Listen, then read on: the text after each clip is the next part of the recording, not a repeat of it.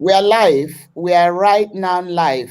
And so I see that so many of you are excited and you logged in early. I don't blame you. When you see a young lady that is making waves in Africa, why should we not celebrate her?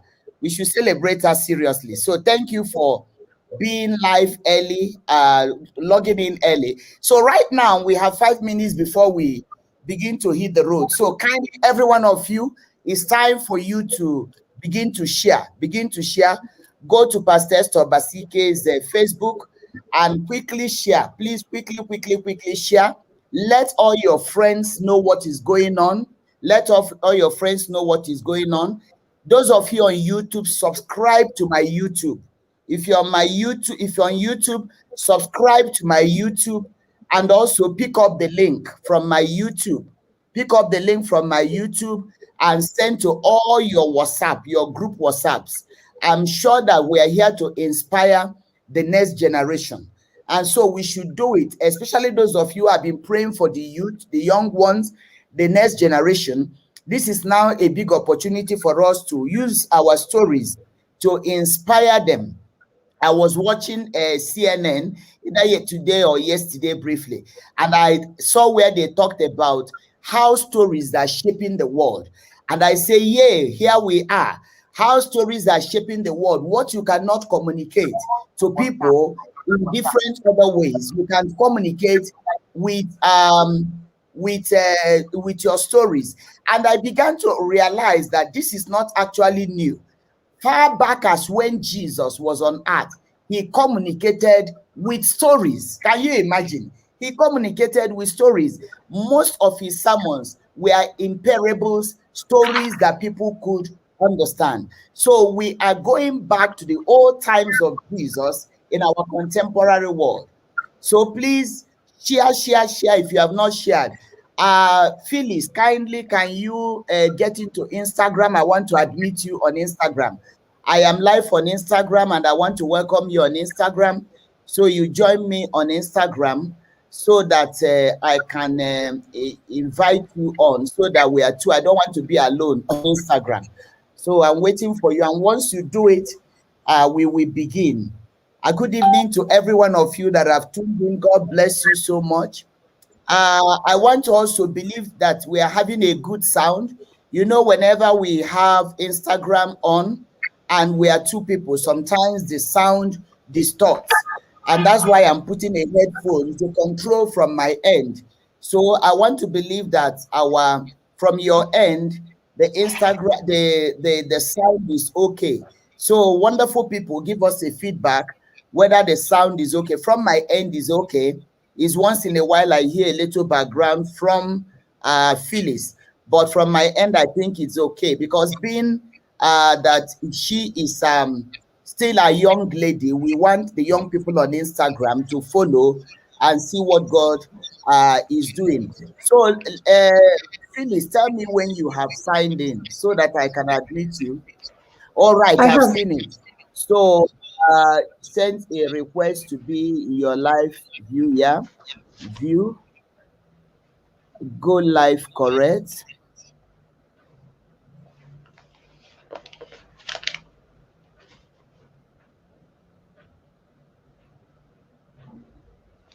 I'm waiting for you to appear. They have already said go live with you. I don't know why it's not bringing you live. Could it be okay? Here you are.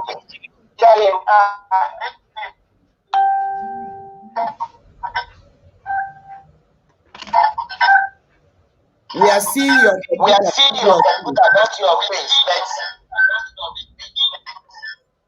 Kindly give me a minute. Let me use a different gadget. Give me a minute, please. You want to log out? Yes, and use a different gadget. Just a few minutes. Anyway, you are a technology wizard, so I am comfortable. I know you know what to do, because you are the first guest who actually took a photo of me and you and sent me. Edited it. I've never had that one before. So I am relaxed. Whatever happens on this place, you are in charge under God's instructions. So let me relax. And I want to say thank you. Some of you are saying the sound is very okay. And the sound is good. Sound is good. Thank you so much.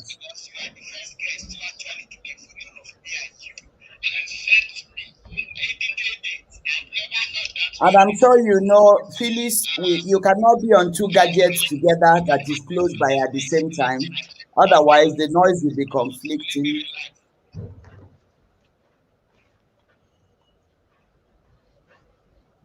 A few minutes, please. Sorry? Just a few minutes. I have requested. Okay, I'm waiting. You have seen it. Okay.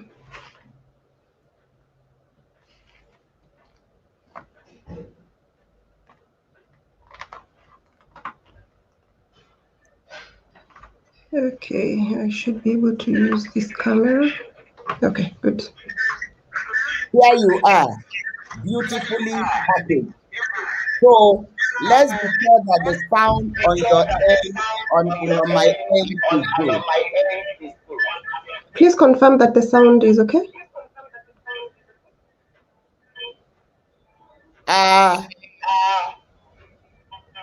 I think I'm hearing a bit conflict of sound, but let's allow the audience to let us know.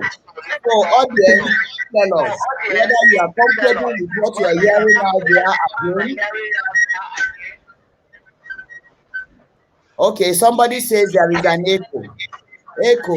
Somebody saying normally once we go like this, and I don't know why. Can you remove your earphone?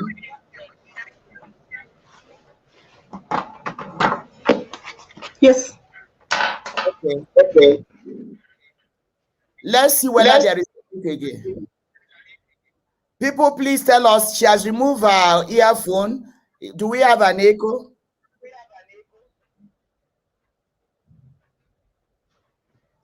Okay, people are saying so much echo. Okay, can I then just share what you're sharing instead? All right. Somebody says it's just a bit. Somebody says it's better now. Okay. So those of you that are saying no, are you saying no that there is no echo, or you are saying no? Somebody say it has improved. Okay, somebody says okay now. All right, pastor says it appears. Excellent. Please don't use your earphone. Okay. All right, I think we are good to go. I think we are good to go. If at any time, the echo is so much, and you think you cannot continue with it, just alert us. What I will do is I will remove the Instagram and we'll continue without Instagram. All right. Ladies and gentlemen, I am so excited. I'm so thrilled tonight.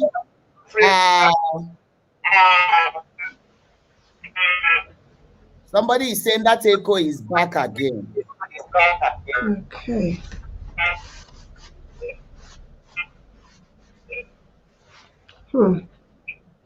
All right. Maybe what we can do, let me try and remove my earphone myself. And if the echo still remains there, then I will discontinue the Instagram.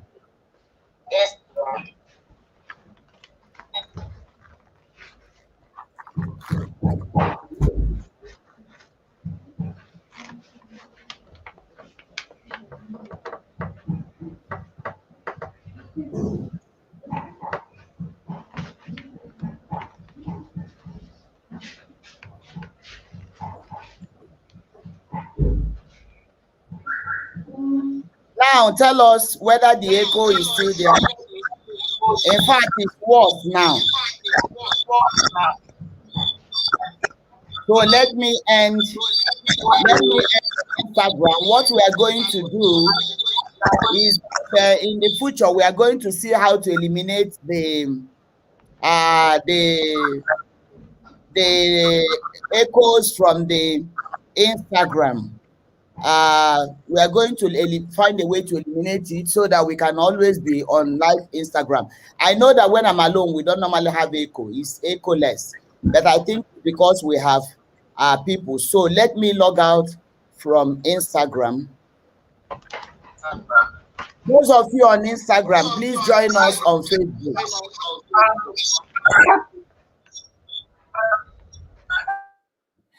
Those of you on Instagram, sorry, please join us on Facebook or YouTube. Join us on Facebook or YouTube. Thank you.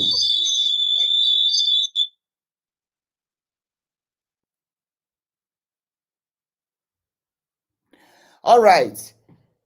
Tonight, we have a young lady who has made history and is still creating story for herself at a very young age.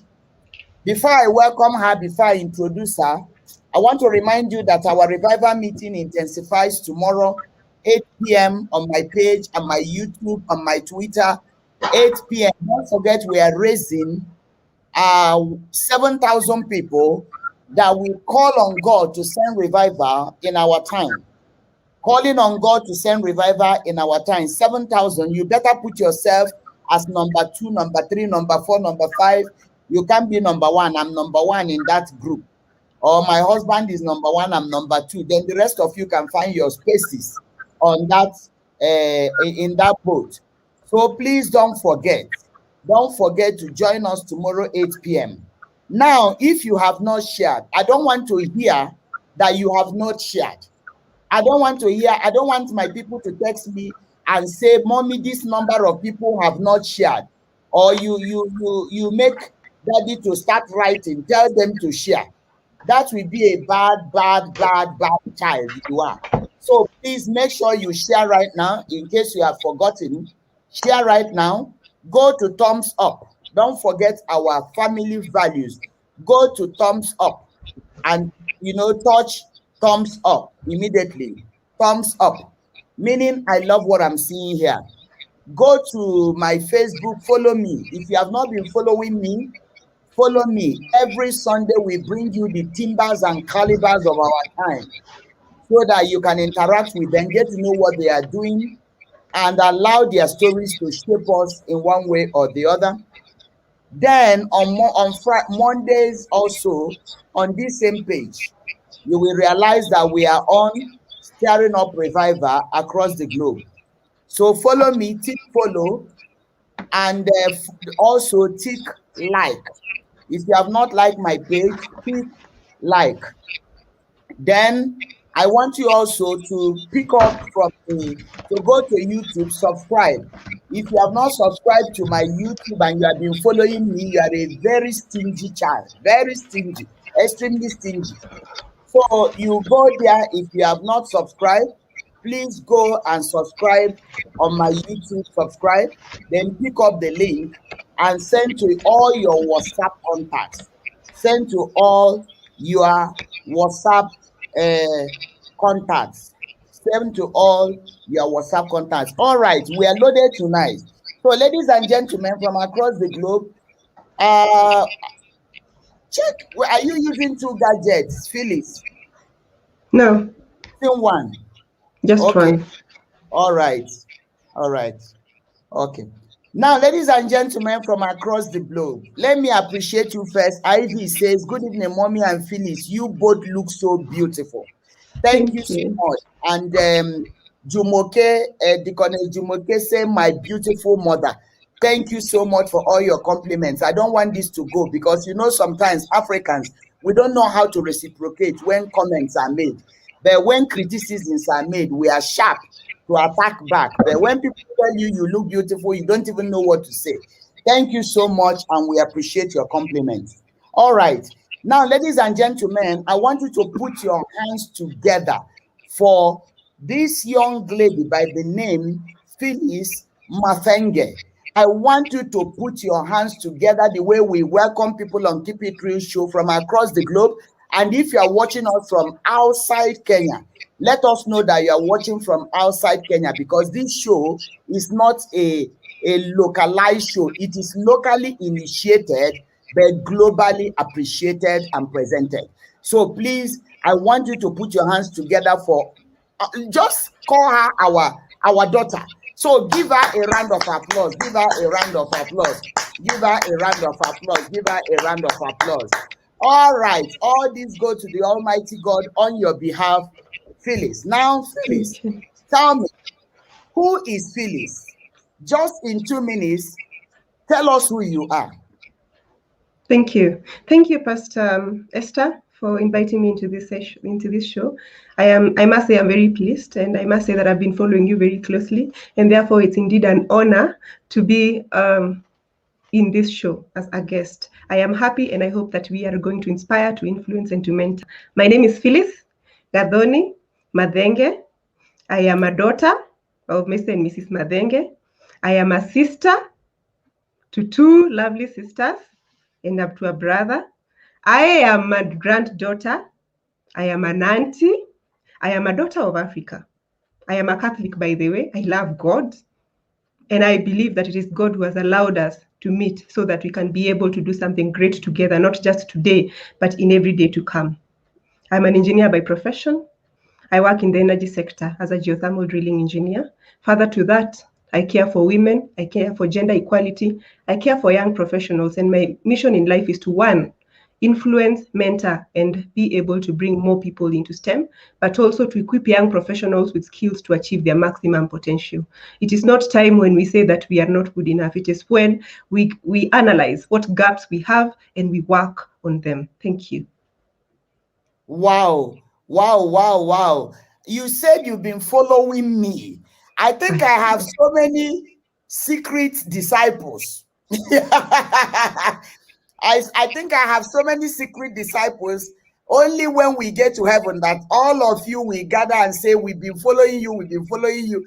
And I'm so excited. You know, when I hear people say, we have been following you, and I'm actually not aware of that individual, and the fellow says, you've been following me, it gives me a lot of energy to continue doing what I am doing, because I get so inspired and encouraged that my followers are not just limited to the people I minister to in church. You are a Roman Catholic and you have been following me. Let me ask you, you know, people say they follow people. What could have made you to be following me? You say you are a Roman Catholic, that you follow me, so you consider it an honor today to eventually meet me. Before we came on board, before we went live, you were telling me you took a photo to show people.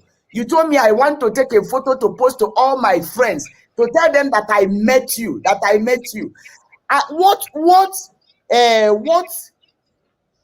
what informs you who to follow? What is it that you saw in me that made you to be following me and following me, and I'm not even aware, I wasn't aware that you were following? What do you see in somebody that makes you to follow? Thank you, Pastor Esther, for that question. And I have a couple of reasons. First, I must say that indeed you're a role model. And I do not know if you've been working towards a role model, whether it is something you've been consciously doing, or we have just loved what you do, but you are a role model. And to everyone, you are a role model, whether you like it or not. Now, to what I like about you, yes, I am a Roman Catholic, and yes, today I attended Mass. But I have loved that you bring solutions on the table to challenges that we are facing. I have loved the work that you've done with Pastor Esthers, you know, and the women that you've been able to influence, the kind of challenges that we've been able to talk about. You don't just mentor, you don't just talk about the challenges that you're facing, but you go ahead to provide a solution, to provide counseling services to women who are going through difficult times, to provide a home to people who do not have a home, to provide food to people who do not have food. So you don't just tell us that God will come through for you. You actually act as a vessel to come through for a lot of people. And that is a lot of things that we are not seeing, especially in Christianity, you know. And the other thing is to say that I have loved this show, and I have loved the Keep It Real show because of the diversity of the people you have brought on this show. You know, you're not just here to talk about the Bible, and the Bible is a good thing because I believe in God and I know that we're going to go to heaven. But while we are here on this earth, we have challenges we are facing. And therefore, you have taken your time to look at the challenges that we are facing as human beings and talk about them and enlighten us and teach us and pray for us. You know, you are all rounded. And that's something I absolutely really love about you. That is not just about one thing. It's about us as people, about our well-being, about being, growing, getting better, about even being better leaders, and even teaching us values that when you like something, talk about it. You know, when you like this show, give it a thumbs up. Those are values that you don't just talk about, but you teach us how to do them. So that's absolutely something. And I hope that you keep going and doing and achieving and mentoring and influencing, because you are a great woman of Africa.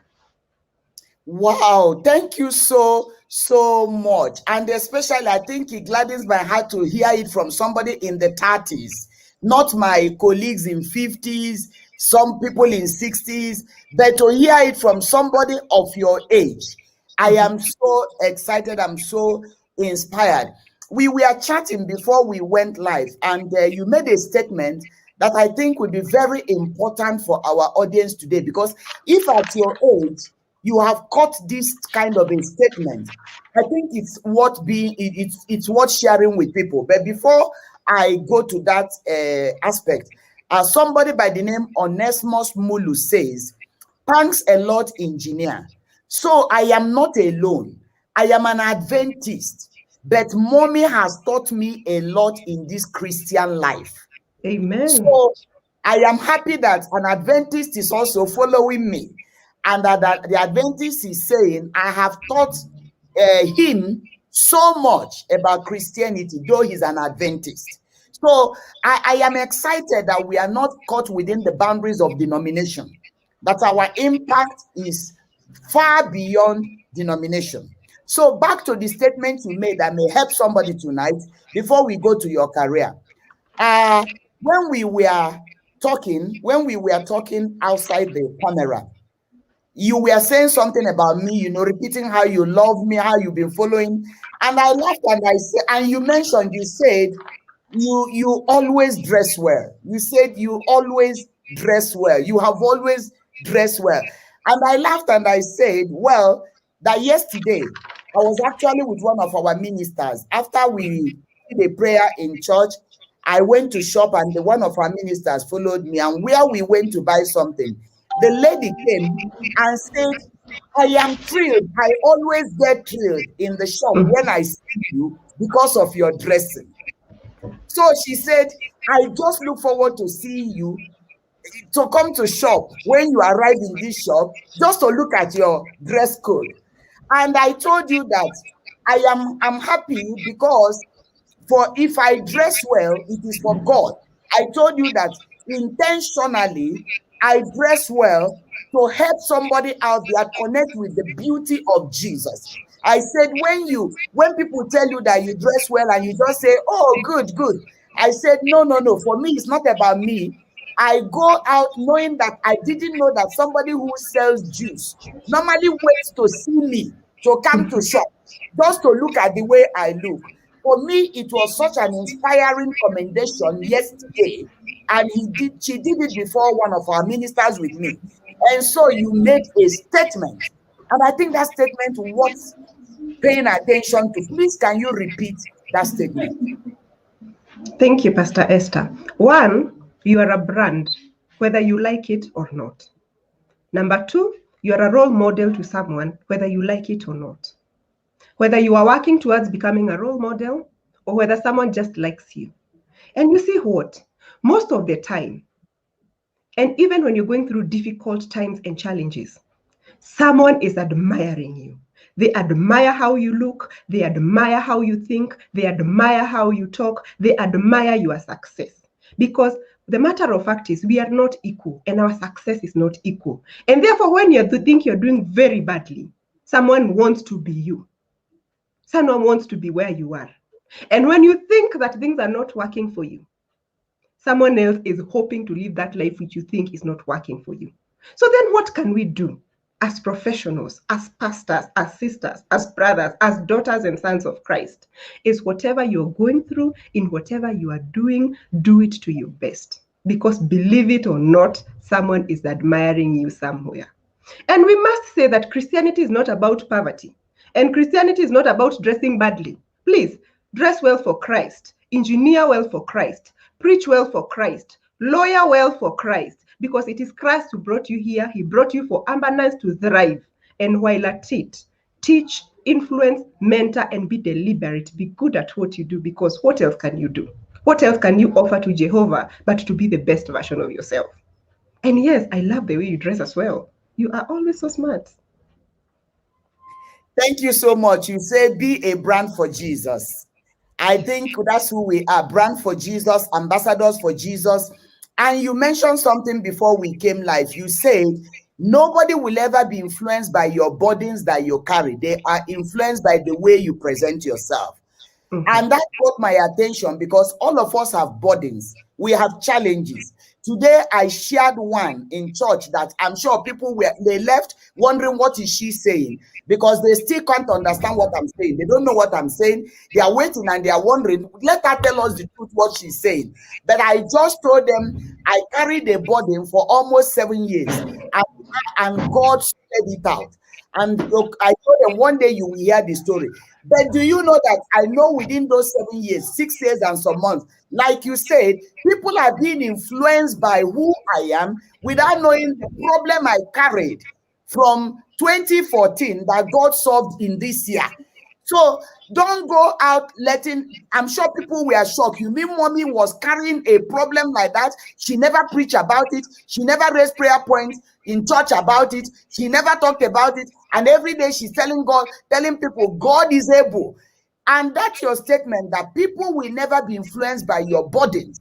So don't go about telling everybody, carrying your problems on your face. Let the whole world know that you have a problem, because nobody wants to be influenced by your problems. They want to be influenced by who you are and how you present it.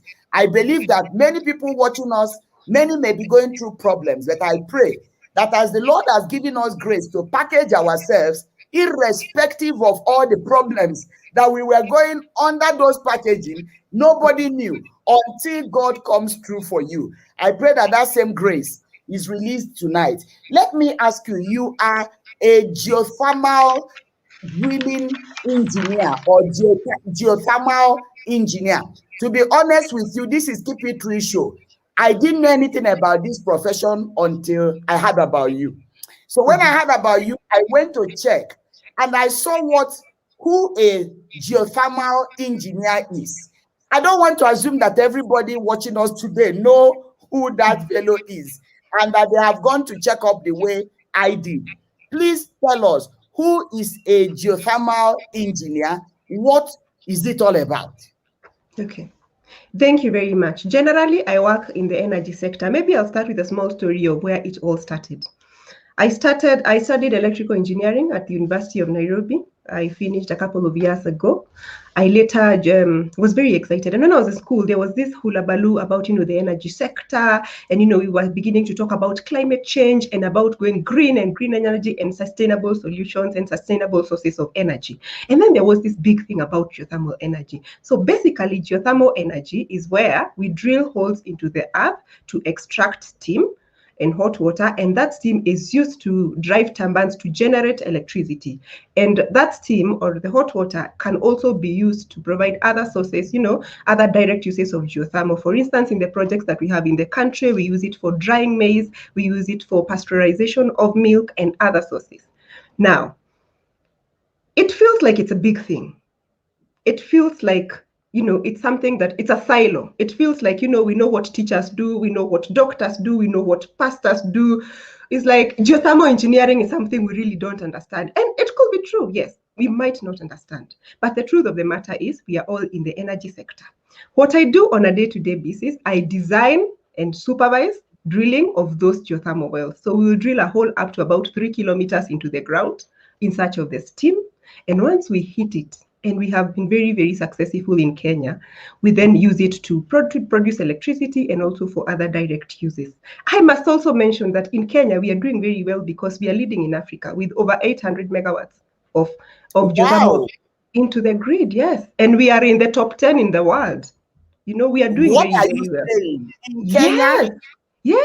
Can you believe it? And not Can just we first celebrate Kenya? Can we first celebrate our nation? You know, this is why I love Keep It Real Show. And my husband keeps telling people in church, you can't afford to miss Keep It Real Show because the stories we hear there, you know, it's like things we don't read in the newspaper, things we, you know, on social media, people are bullying themselves, talking rubbish, posting naked life, and things that cannot inspire anybody. Keep It Real Show brings the reality on ground, whether negative or positive. Do you say that Kenya is number 10 in the world in geothermal engineering? Is that what you're saying online? I am saying we are in the top 10. We have been oscillating between number 7 and number 8, and we are doing great in the world. I want you to stand up for Kenya. Just give Kenya a round of applause. Just give Kenya a round of applause. And if I heard you well, you say we are leading in Africa. Yes. And we are not just leading in numbers. We are leading in generation, and we are leading in terms of expertise. Kenya has invested so much in the geothermal sector, such that the companies are even training our brother and sister countries. We are training, and we are doing even works outside of Kenya. We are helping Ethiopia. You know, we are doing some work in Djibouti. Uganda is trying their hand at it. Tanzania, and we have been available as Kenyans because we have the bulk of expertise to assist them, to train them, to share material, to network, and to lead. Kenya is doing great, I must say. Let me ask you, how old are you, Phyllis? How old are you? I am 33 and 1 month, Mama. 33 and 1 month. And you already know where Kenya is in the global market. You already know where Kenya is in Africa. Jehovah. Okay. Thanks be to God. You know, it is inspiring, motivating, and challenging when you hear that a country that you are a citizen is leading in Africa, helping other African nations to navigate their ways, and again, coming number 7, number 6 in the whole world. And in that same country, there are people who are dying at the gate, who are saying this our country is useless. This our country cannot take anybody to anywhere.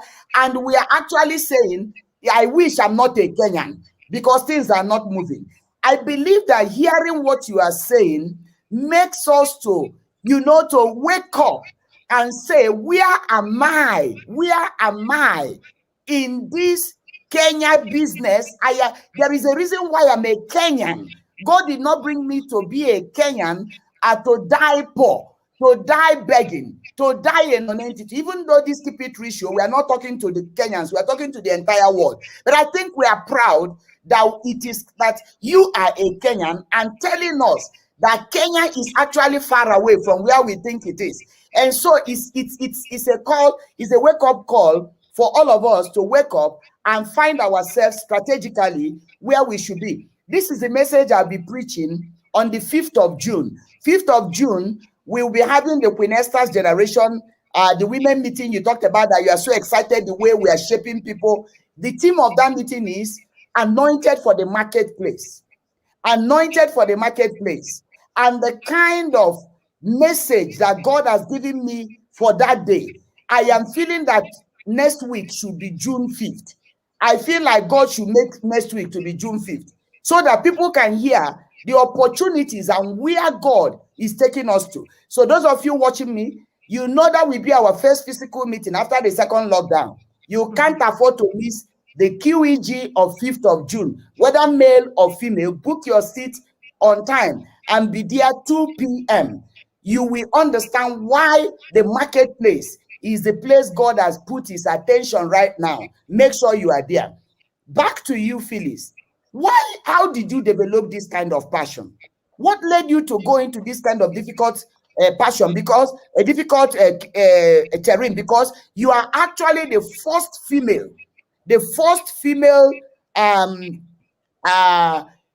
geothermal engineer working with GDK. GDK means Geothermal Development Kenya. So how did you come about this kind of a passion that is very uncommon and unique? Thank you very much. And I'm glad that you appreciate the passion, because I am honestly very passionate. I care about several things, but very close. Very few are very close to my heart. When I joined the corporation that I work for, I was the only female drilling. I was the first female drilling engineer at the organization I work for. And at first it was exciting, because it was the first. And then when I got there, I realized being the first is not enough. It is lonely. And I knew that a lot has been done towards gender equality, towards bringing a lot of women into STEM. And to be honest, we were more than 10 women when I was doing engineering in my class. So I kept wondering, where are these women? Why am I alone? I looked at the women, the women who are doing other things. We have women, rastabouts who are in cleaning. We have women we call floormen and floor women. We have technicians. We have artisans. We have scientists. And I saw them do a lot of work, and they did their best. And they gave it their all. And to be honest, their work was not questionable. What shocked me is that very few people knew they existed. They didn't even know there were such careers. And I was sad. And I wondered, and I asked myself, what is it that I can do so that I do not leave this industry as I left? What mark can I give? What is it that I can do so that I can televise the work that these women are doing? So that we don't just say that women work, but we show how well they work and how well they're excelling and how good quality their work is. I must say that in 2015, while I was thinking about it, I met this awesome lady called Helen. And she told me about a group that then existed called Women in Geothermal. We call it WING, Women in Geothermal, WING, like wings, like to fly. And she told me about it. And in 2016, we brought WING to Africa. And we brought WING to Africa. Hey, this girl. I tell you, we brought it. And I tell you why we brought it. We are very good as Africans at telling stories, sad stories. When there's a disease, we talk about it. When there is a massacre, we talk about it. When there is a fight, we talk about it. We do not use the same effort to talk about our successes. And therefore, I thought this is the platform where we promote education, we advance the women in geothermal, we network and share knowledge and seek the opportunities that exist out there so that we can bring them to Africa. And also we can share what best practices we are doing. But not just that, put the African woman on the map. We are doing it, people are doing it, African women are doing it, but we are humble. We are like, oh, I'm doing it. And then you don't want to tell people what you're doing it. And what we say is, whatever work you're doing, televise it, tell us, so that it's not just them doing, we are doing it too. Whatever awards you are winning, please show us, so that it's not just out there that people win awards. We as Africans win awards, but then we hide them. We are shy. We don't want to talk about it. Why? We share. And I'm happy because even after we brought that, we have made a lot of advancements. We have shared a lot of knowledge. We have connected in terms of especially the countries in the African Rift, in terms of geothermal. We've been able even to share expertise. And right now, if I want something in Tanzania, in terms of geothermal, I have someone I can call. If they want something, they can call me. But not just that. While I still sat in the industry, I realized that there were a lot of misconceptions about who an engineer is. And I may ask you, Pastor Esther, if I was to ask you to draw a photo of an engineer for me, what would the engineer look like? Would the engineer look like me? Well, it will look like you, but I will put a coat on, a very blue coat, and sometimes dirty one with all kinds of petrol on the body and oil on the body. And I'm going to ask you at a point here, because I read your profile and I saw when you talked about how people get into that 3 kilometer, you get it. And I think there was one you people did. Is it in Baringo or somewhere that was very successful and you were excited? I want to know how yourself as a girl, as a lady, you are able to go into that kind of process, and what does it, because you say this one is not the one you have to dirty your hands. There was a place you say you have to dirty your hands. So when you ask me who is an engineer, especially when it comes to mechanical or chemical engineer, I will tell you that they are the ones with the blue coat, with the dirty coat.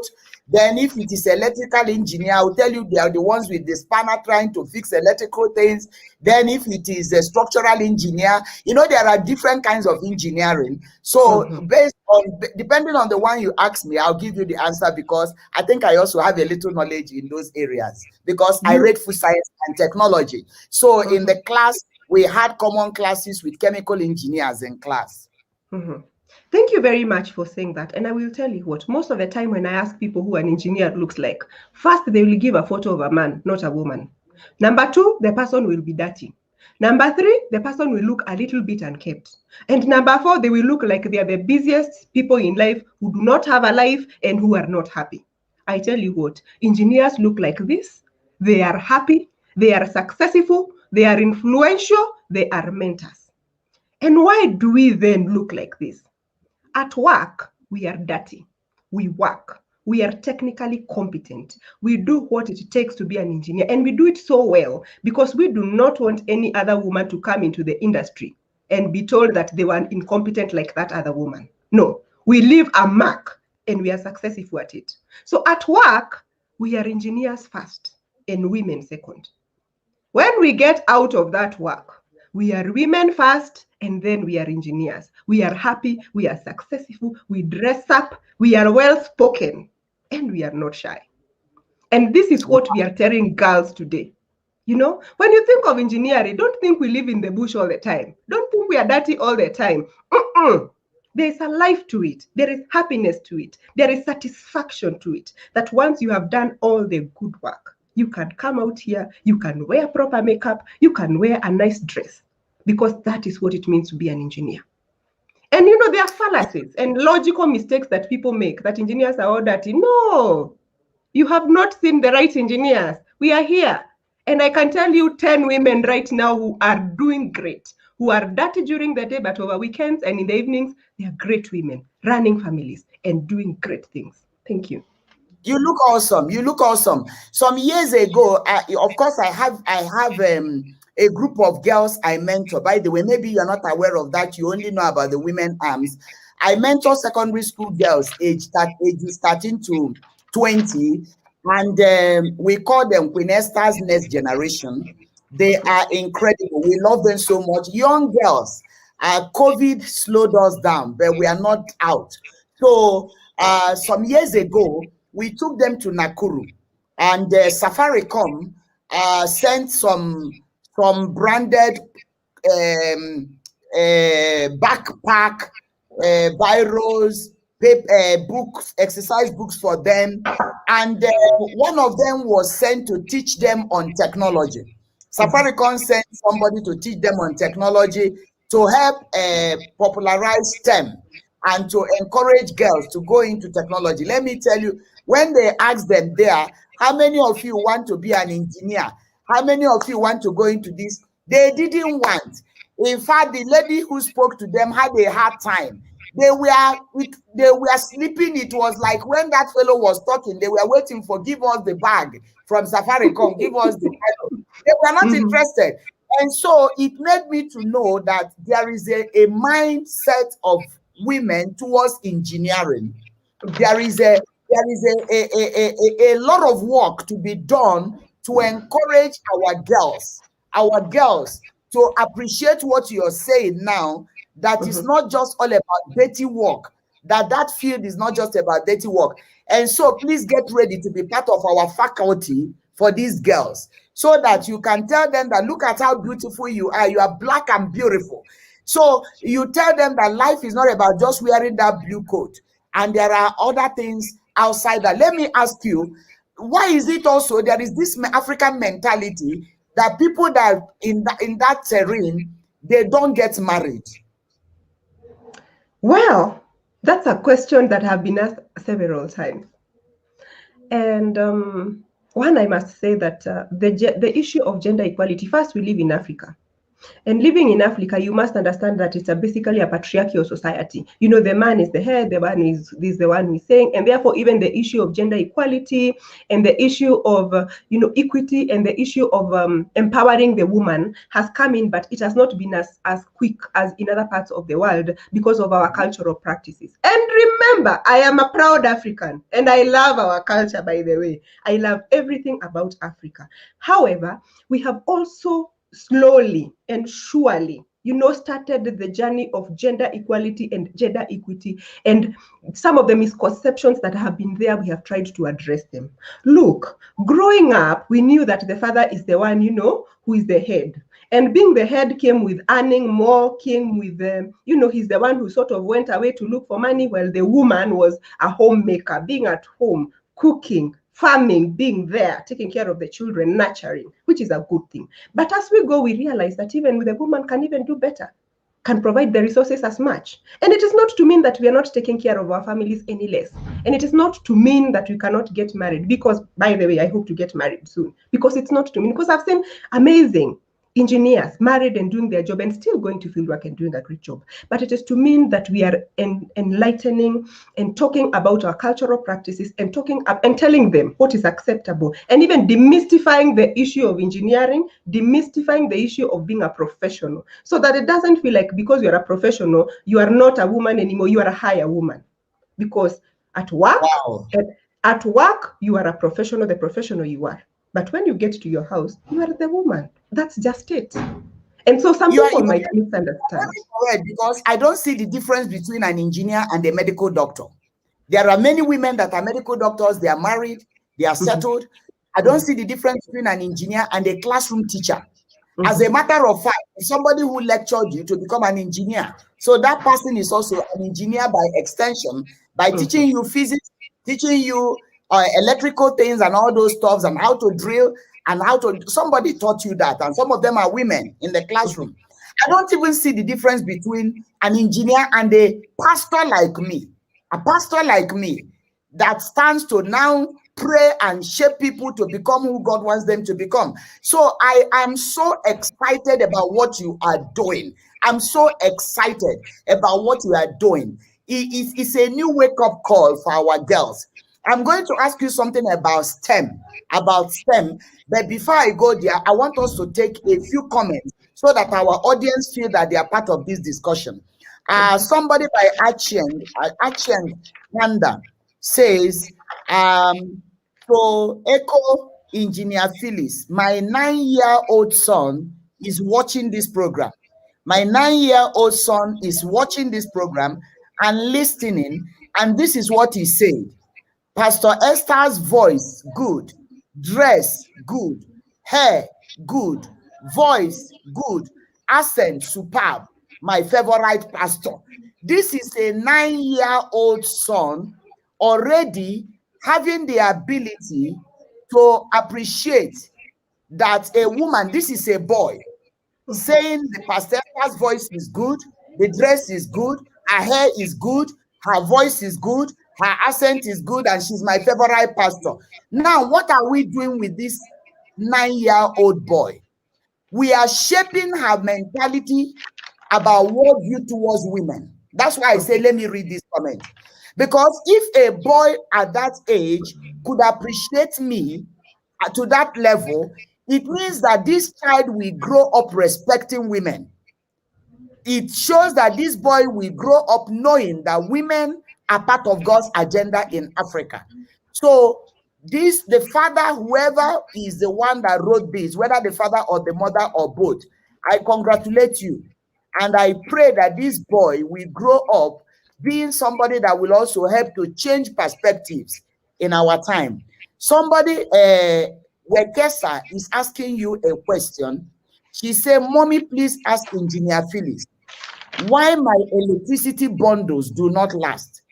Why, despite our strides in geoenergy, the energy is so expensive in Kenya? I think this is very important. I hope it's not out of your jurisdiction to answer this.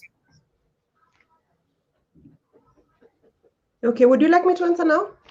Yes, go ahead. Why is energy so expensive in Kenya, and yet we have made a stripe, this landmark in the world?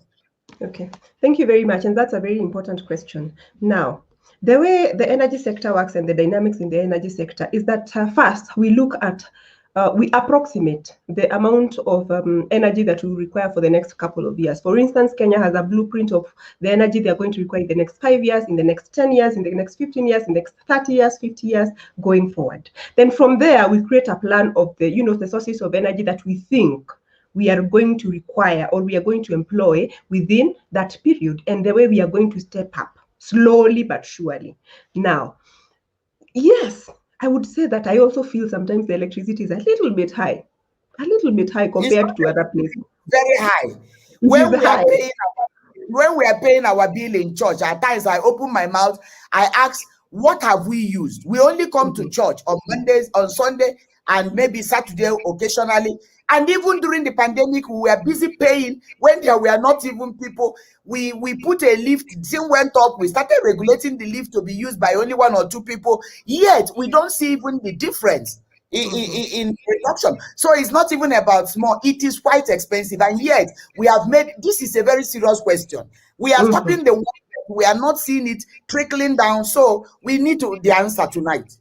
Thank you. However, energy costing and electricity costing is not that easy. And it's not something that you do every month or every 2 months. Despite the fact that the country is doing well in terms of renewable sources of energy, using geothermal as the base load, getting hydro sources of energy, we must also remember that we had signed purchase agreements with other sources of energy that are a little more expensive. For instance, thermal, which is a little more expensive. Then what that means is, for instance, if you had written a contract of, say, 10 years with thermal, you are going to finish the 10 years and then you're going to readjust. So yes, we might feel a little pinch for a little while, but I believe also the president was kind enough to put up a task force that will be looking into the private agreements, and then we see what can be done and what can be adjusted. But we are very hopeful that going forward, the work that we have done in the energy sector will create an ease. Things will get better. Correct. Correct. I think ultimately, the way that the people will appreciate what we are doing in the energy sector is when we are beneficiaries of the innovation, beneficiaries of the creativity, and we are now helping the world. Then we can say for real, we are giants in that place. But when maybe an average Kenyan cannot afford it, at times it doesn't really make so much sense. And that brings me to another question by Mercy Accord. Mercy Accord says, to a layman, how does this global impact trickle down to the common Wananchi? Is this an area that more people should explore? So how does this really, she's saying to a layman, somebody who is not an engineer, that does not understand much, how does this global impact that Kenya has made in the energy sector, how does it trickle down to the common Wananchi? Is this an area that more people should explore? So I think she's asking almost the same thing with what Wekesa has asked, unless you have something new to add to it. Absolutely. Yes, that I believe is the same question. And what also I can add is that in the world we are in today, we've been talking about climate action and climate change. We've been looking about, over the years, we've worked towards industrialization, and we have not minded the source of energy and even maybe the way we dispose our garbage. We have not minded that. But it has come to a point where that is bringing negative effects into the environment. And when the environment is affected, we as the humans who live on this earth are affected. So it's time we take a step back and look what it is then that we can do. So I will say in 2 forms. One, yes, we expect changes in terms of, lowering of the bills. Of course, number 2, if you look at the world as a perspective and you look at the map of the world at night, you will see that Africa is a relatively dark continent. Of course, over the last 4-5 years, we have become lit. But if you are to look at the map at night, you will realize that some parts of Africa are really dark. So yes, in a layman's language, we are lighting up the continent. Last but not least, we are trying to save our environment by ensuring that this world is sustainable. And when I say world, remember, Africa as a continent is in this world. Kenya as a country is exactly in this world. We are trying to employ sources of energy so that we do not have so much negative influence, so that 50 years to come, 100 years to come, our generations will have a place that will be habitable, that will be sustainable, that will be clean. So that we are not going to use everything and then one day we don't have water. or so that our country will not be so industrialized with different sources of energy and dirty sources of energy that we cannot breathe properly because, we are only breathing smoke. So yes, in terms of climate action, we are clearly on toes in terms of the agenda SDG number 7, which talks about affordable and clean energy, and we are very hopeful about also the price of electricity coming down. I hope that answers your question. Yes, I think that helps us to sensitize the Wananchi, and also when it comes to cost, I think I will add my voice to say that this is a process. This is a process, and cost may not change overnight. The faith we have now is that things are getting better. Things are getting better.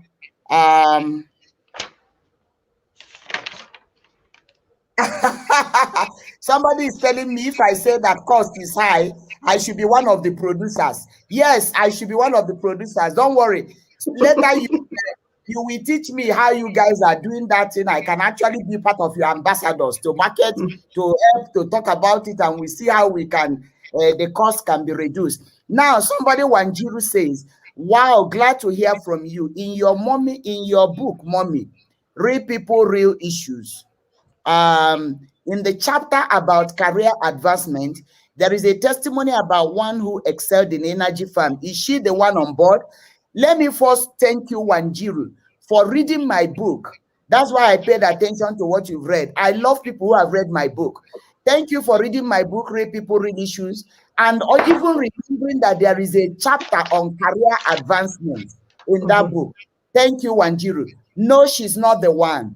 And so I believe in other books that are coming. I am trusting God to write another book. Her story will be there.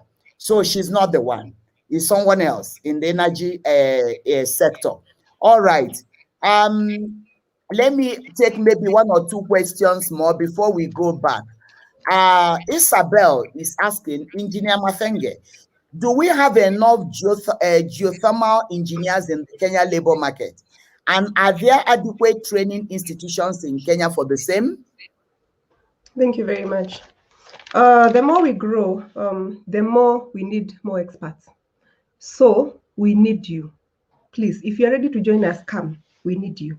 Because we might have enough right now as I speak, but tomorrow we will not have enough. In fact, 2 minutes later, we will not have enough. Because we are saying that in Africa, we have over 10,000 megawatts of geothermal energy that we can explore. And therefore, because we have only explored and, you've been able to utilize very little, it means that we will require more experts, we require more resources, and we will require your brains. And especially if it's a younger one, we will require you to come on board so that we can continue with this.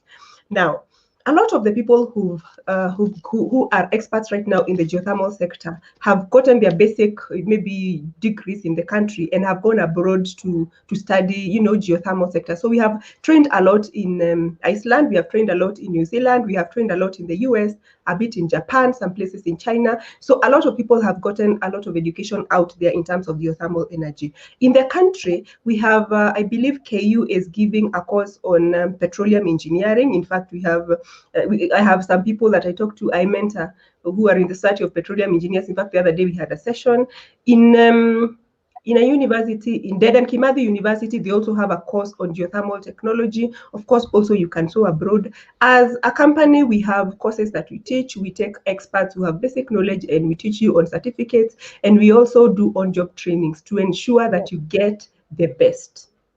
And so that you're able to get the best practices. Thank you. All right. You know me, I do my things. Two is better than one. So sometimes my husband shows me something so that I don't forget to pull it up. I'm going to answer that question that somebody asked that he has pointed my attention because he sees that time is going and he wanted me to comment on that. Now, there is somebody who has asked a very interesting question here, and because we love everybody in this show, there is no question that is stupid, and there is no question that we ignore, because for anyone to spare time to watch us shows that that fellow loves what we are doing. And so I don't want to ignore this question, and I don't want to critique it. I want to answer this fellow. Ben Chumo, a man, he's saying anything that begins with the pretext that a woman can do better is a doctrine of demons. Is it that you are better or Jesus is better? All right, let me answer that question and save you from that issue, Phyllis, because I know that that fellow Ben is asking, responding to when you say that what men can do, women can do even better. I want to answer him. Now, Ben, I don't want you to be angry with that statement, okay? Because even I think you are very angry that you went again and say, who is higher, a woman? And you gave us three question marks. Who is higher, woman or man? I don't want you to get so angry with us, Ben, and don't be angry with what she said. First and foremost, kindly don't bring in the issue of demons here and doctrine of demon. You may not understand what a doctrine of demon means. Somebody can make a statement not out of arrogance. When she said what men can do, women can do better, I don't think she's trying to undermine or downplay on men. It's just a statement that people grew up, you know, in the gender equality sector, and they use it. But personally, me as a pastor, I don't use that statement. I don't ever say that what men will do, that women can do better. No, because we are not on a competition. God has never created male and female to compete. There is nothing like that. God created male and female, gave them equal responsibilities. By the way, there was equality in Genesis chapter 2. Equal responsibilities, equal opportunities, equal leadership, and at the end of the day, gave them equal what is it called, instruction or rules and regulation. Yeah, rules and regulation. You will eat this, don't eat this. God did not say because you're a woman you can eat this, you don't eat. God gave them equal rules and regulation. And again, he said, if you disobey, both of you will face equal punishment. And that is why in Genesis chapter 3, after both of them messed up, God did not spare the man and say, woman, you are the one that gave him the apple. And God did not spare the woman, saying she was a weaker vessel. God punished her, God punished man. And when Jesus came, Jesus redeemed both male and female, which was now why Paul says in his own gospel, in Christ there is neither male nor female. So when I talk about gender, I don't go into the terrain of gender with superiority complex or competition bias that we are here to fight with men. No, men will remain the leader. God has made them leader, but that does not mean that we have a limitation in our spheres of influence. No, leadership is administratively, and it has to do with church. It has to do with home, not with society. There was no place God said in the society a woman cannot lead. In our profession, we cannot lead. The only thing is that in the home, and we are talking about marriage institution, the husband remains the head, whether educated or not educated, whether poor or rich, the man remains the head. And that's why no matter who you are as a woman, you will still submit to your husband at home. So then, please, there is no controversy about this, and there is nothing like doctrine of demon in our Keep It Real show tonight. And please don't be angry with her statement. She's just speaking what I know everybody understood. All right. Yes, thank you. And I would really love to add on to that, if you may allow me. Yeah, I want to tell you that, yes, when I came into the industry, and I was the first lady doing engineering in my organization, a lot of work that I did and the trainings that I underwent. Remember, I was an electrical engineer, and therefore I went through a lot of on-job trainings. I am telling you for sure that the people who trained me, who allowed me to thrive, and who forced me and taught me and mentored me were men. Honestly, every day I thank God for those men. And whenever I see them in the office, I give them a lot of respect. Let me tell you what, the first man I ever met besides God was my father. He allowed me to be an engineer. He didn't tell me that engineering is too high for you. No, he allowed me. He believed in me. I came to work and I found phenomenal men who believed in me. And they kept telling me that, do not be discouraged. You will be good at this. In fact, you will be great at this. And I did. So it's not to mean that men and women are in any competition. No. The competition is between you and yourself. So the version I was of myself yesterday is what I am competing with to become a better version, not against other people. That we must understand. Thank you. Excellent. I'm sure we have spoken to Ben and maybe to some other men who may not have verbalized it, but maybe they picked that statement. So, but I think you have understood now that she is not saying that women are competing with men. Thank you so much for understanding. That is why it's Keep It Real show. Here we reason together. We have just about 5 minutes to close this show, and I've not even asked you the process. So I believe that I'm even to explain what STEM is, because I felt it's important that we respect our audience by picking up some of their questions. And so Mercy Accord says, Mommy, it is true the cost of power in Kenya is really high, but can we say compared to Nigeria, it is still high? I'm just asking for learning purpose. Let me answer you, Mercy Accord. Nigeria, actually, Daddy picked up your question for me. That tells you how important your question is, Mercy. Nigeria is far cheaper when it comes to power. Nigeria is far cheaper than Kenya in power, in electricity bills. However, we have to appreciate Kenya for stability in energy giving supply. Let me tell you, it is not a hidden statement or experience about Nigeria. Our electricity, our power is a shame. It's not even something we should talk about. It's something everybody knows. If you go to Nigeria, you only need to spend 2 days or 3 days, and they will tell you welcome, because within that 3 days, power has gone so many times. People iron their clothes. If you are going for a very important program tomorrow, you have to iron today when power is there.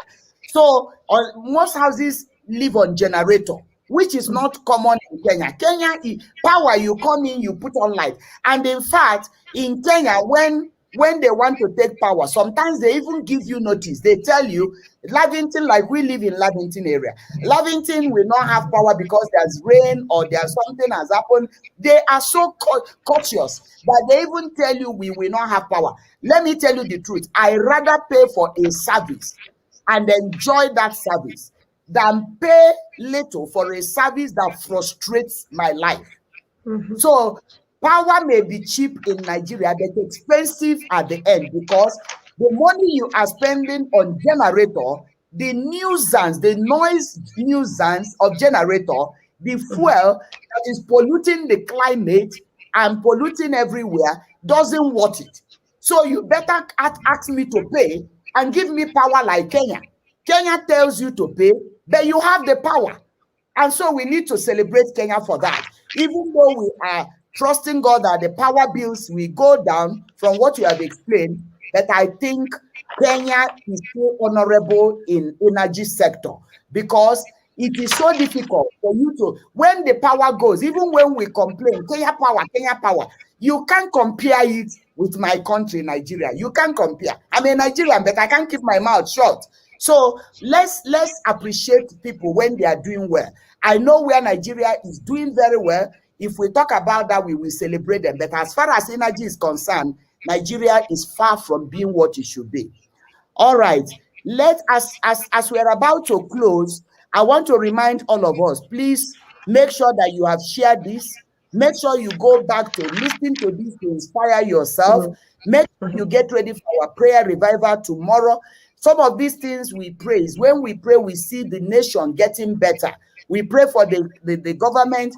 We pray for every sector, and we just see things happening in our nation. Okay, somebody is saying, Mercy is saying, not to mention that Nigeria is endowed with so much oil and gas. One day there shall be a solution. Yes, that is why we get angry when things don't work in power, because we have oil, we have gas. So there is no reason why we should be behind. We should actually be leading the world to be number one in energy sector in Nigeria. But anyway, one day God will answer our prayer for Nigeria. There is a God in heaven. One thing about Nigeria is that Nigeria is leading when it comes to mission work. Nigeria is leading when it comes to spirituality to any nation. We are the donors of missionaries to the entire world. And so that one gives us a lot of confidence that there is hope for Nigeria, because God is interested in Nigeria. Nigeria have been invested heavily in all the countries in the world with mission work. And so when you send out a missionary to a nation, any nation that receives missionaries, they are at the heart of God. It is in the scripture. When a nation receives a missionary, welcomes a missionary, treats a missionary, there is a favor that follows that nation, and Nigeria keeps sending out people, and so we are grateful that God is doing that through Nigeria and Nigerians, and by that reason alone, we know that one day it shall be well with us in other aspects of life. Please get ready for our prayer tomorrow, revival meeting, 8 p.m. Don't forget to share this video. Don't forget to subscribe to my YouTube. Don't forget to like my page. Don't forget to follow me, to tick follow and thumbs up. Now, because of time, we have overshot by 3 minutes, which is okay. Let me just ask you one more question before your parting shot, Phyllis. There is something you said. I think that one you will say it when you are giving your parting shot. And so, ladies and gentlemen, please don't log out. There is something she said in one of her profiles. When I saw it, I said, I'm going to use it in my presentation sometimes to young people. So don't log out, so that she will repeat herself if she remembers. But before then, please, what is your ultimate dream? What is your ultimate dream? You went into engineering, you are providing solution and especially inspiring and changing the narrative. But where do you find yourself ultimately at the end of it, all this? Thank you. My future is bright. Sometimes I look about it and I dream and I love it, and it shocks me at times. Besides providing solutions in the energy space, not just in Kenya, but also in Africa, the other thing that I feel I must do is to equip young professionals with skills to achieve their maximum potential. And I'll explain to you where this is coming from. A lot of people have already gotten especially into STEM subjects or into careers, but at one point you are stuck.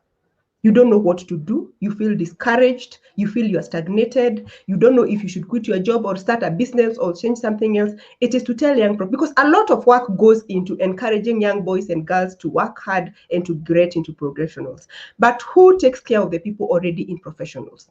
Who tells them that there is hope? Who tells them that there is God? Who tells them to continuously improve themselves? Who tells them that technical competence is not the only competence that you require? You need to work on your soft skills. You need to work on your presentation skills. You need to work on your public speaking. You need to work on your dressing, because you are not just your technical competence, but you are a whole being who must package themselves in a way that you are acceptable, and in a way that you're presentable, and in a way that if you speak that message, people believe you. Because a lot of times, professionals just stick you because you got your degree, you got a job, and that's it. You're not living your maximum potential. Do your SWOT analysis, realize what's your strength, and if there is a gap, we assist you to, so that you can make sure that you live your maximum life, you blossom, you get better. Because we want to see happy lawyers, we want to see happy pastors, we want to see happy engineers, happy teachers, happy cleaners, happy plumbers, because you are doing your best and it is serving you. Thank you. Thank you so much. Our viewers, next Sunday, we shall be hosting a terrific woman who is mobilizing women all over the world to pray for prayer. She's based in Nigeria and we'll be hosting her. Don't miss it, especially because we know you love to pray. Make sure you are with us. Let's ask her questions, what she's doing. Let's see how we can partner with them, bring them on board for revival. She is a terrific pastor's wife in Nigeria, mobilizing thousands across the globe to pray.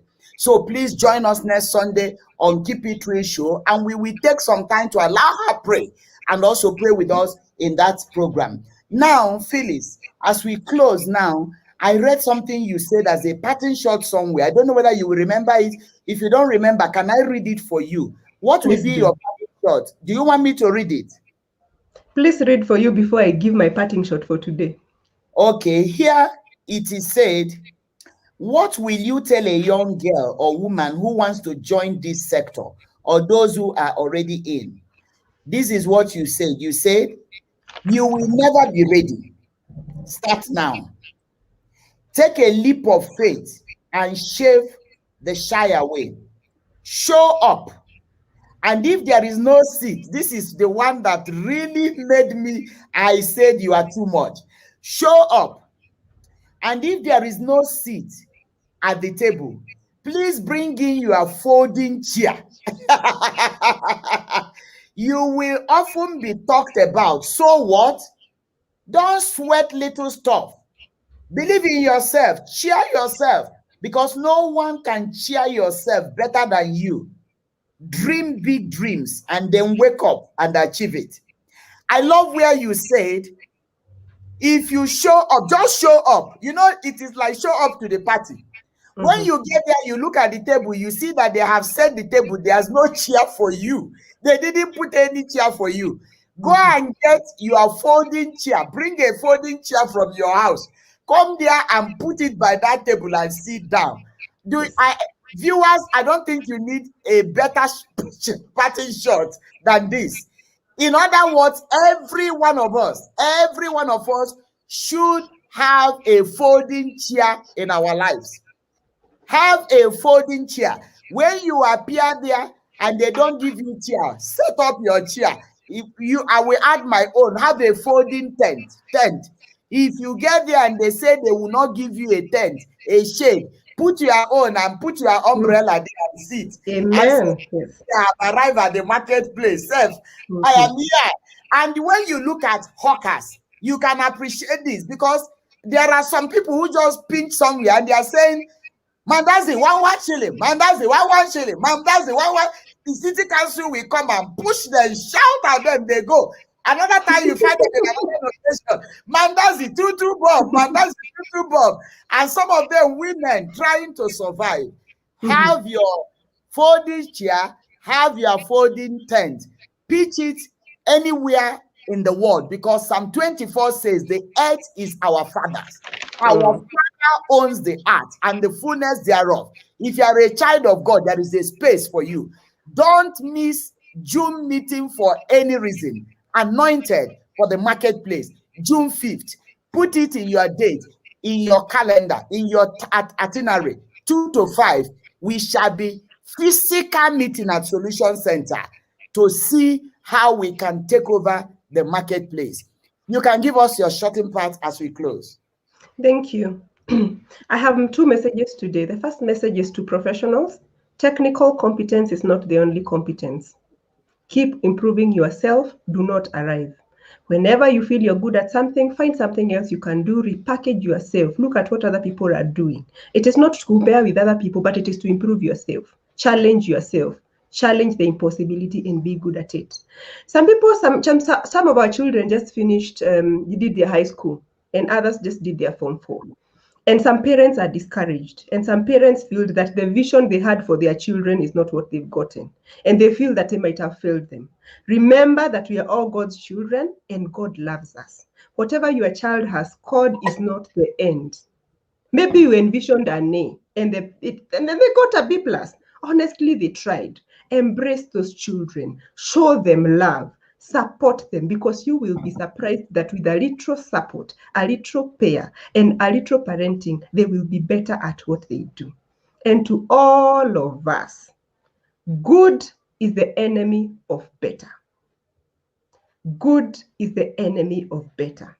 The day you feel you're good enough and there's no chance to improve, even as Gadoni, I always look for areas of improvement. So the day you feel you're good enough, you will never be better, and you will never know the success that awaits in front of you. So always work towards becoming a better person.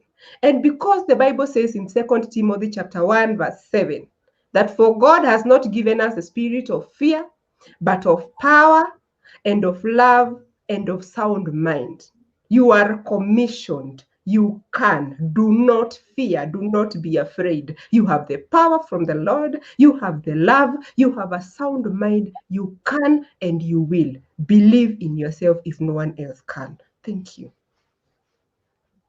You have mentioned something very good. Good is the enemy.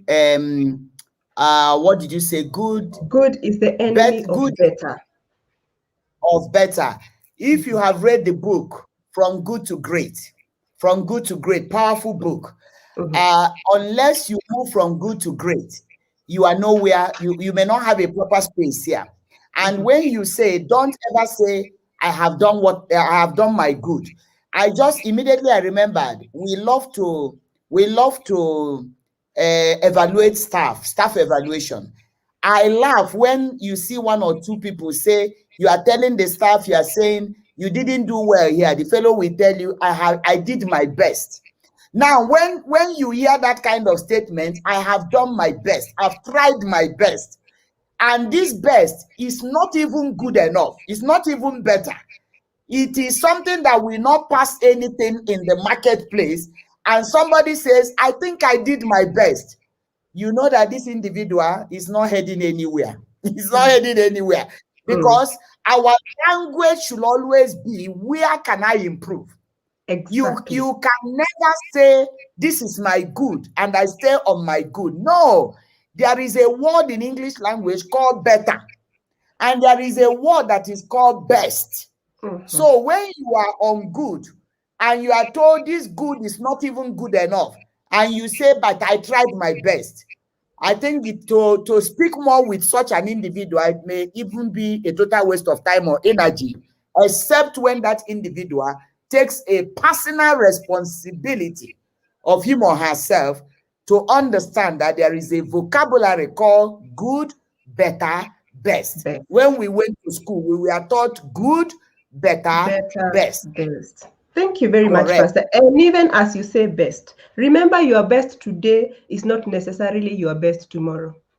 Correct. So when you arrive at best, do not stop, because technology is changing. God is blessing you even further. So your best today might require a better tomorrow. Keep changing, keep moving, keep crawling, keep moving. Correct. Thank you so much. So, ladies and gentlemen, beautiful viewers, this is where we end our Keep It Real show tonight. Thank you so much for being part of this. Please, Phyllis, don't log out. I will go off live, then I will chat with you. So don't log out yet. Thank you so much. See you tomorrow, 8 p.m. God bless you and have a good evening. That's to our viewers. Do you want to say something? Having me. Thank you for having me. It's been indeed a pleasure to be with you, to interact with all of you. May the Lord bless you. May the Lord keep you. May you achieve your dreams. May you be better every day. And whenever you influence, may you influence positively. Good night. Amen. Good night.